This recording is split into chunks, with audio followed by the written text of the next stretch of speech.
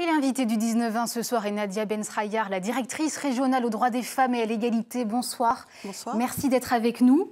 La mobilisation à laquelle on assiste en ce moment a permis de libérer la parole de nombreuses femmes victimes de harcèlement. Mais est-ce que cela peut marquer un changement durable dans la prise en compte des comportements sexistes dans notre société? Alors effectivement, la souffrance qu'on vient d'entendre de ces femmes et les difficultés qu'elles rencontrent nécessitent le changement des mentalités, car effectivement le sexisme ordinaire qui peut mettre en situation d'infériorité les femmes est le terreau favorable à ces dérapages. Pourquoi tous ces témoignages trouvent aujourd'hui plus d'écho sur Twitter, sur les réseaux sociaux, que dans les commissariats de police, qu'auprès des institutions? Il y a une défaillance du système judiciaire aujourd'hui? Alors, je pense que le cadre légal est assez clair. Depuis la loi du 2 août 2012, le harcèlement sexuel est sanctionné, le harcèlement sexuel dans le travail, mais il nécessite une démarche proactive des victimes auprès des forces de l'ordre, auprès de la justice.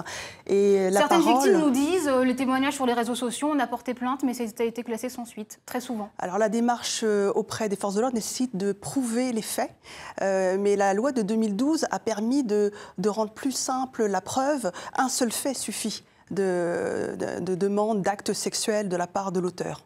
Alors le gouvernement, on l'a évoqué, prépare donc pour 2018 un projet de loi justement contre les violences sexistes et sexuelles. Quelles sont déjà les pistes évoquées ? Alors, c'est la verbalisation du harcèlement de rue, notamment face aux difficultés que rencontrent les femmes, voire les hommes, dans l'espace public. Donc, ce projet de loi permettra de dissuader des comportements, des propos qui portent atteinte à la dignité de la personne.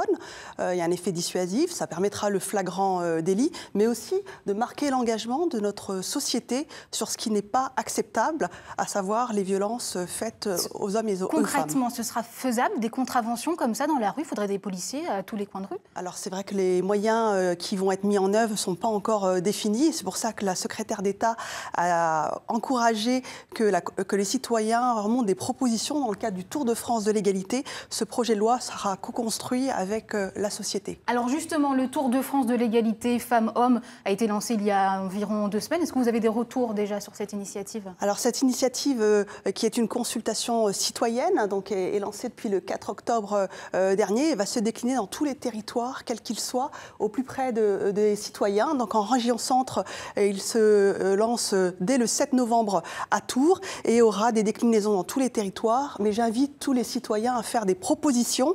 Si vous avez envie de lancer un débat, un Word Café, n'hésitez pas à contacter la préfecture de région pour vous accompagner. Et on voyait à l'instant ce numéro qui s'affiche, qui a été aussi lancé aujourd'hui par la secrétaire d'État en cas de violences sexistes et sexuelles. Effectivement, la parole se libère, mais il y a des professionnels, des écoutants qui peuvent vous écouter sur tous les types de violences, notamment à travers le 3919, parce qu'effectivement, les réseaux sociaux ne sont pas un tribunal. Merci beaucoup d'avoir été notre invité ce soir dans le 19-20.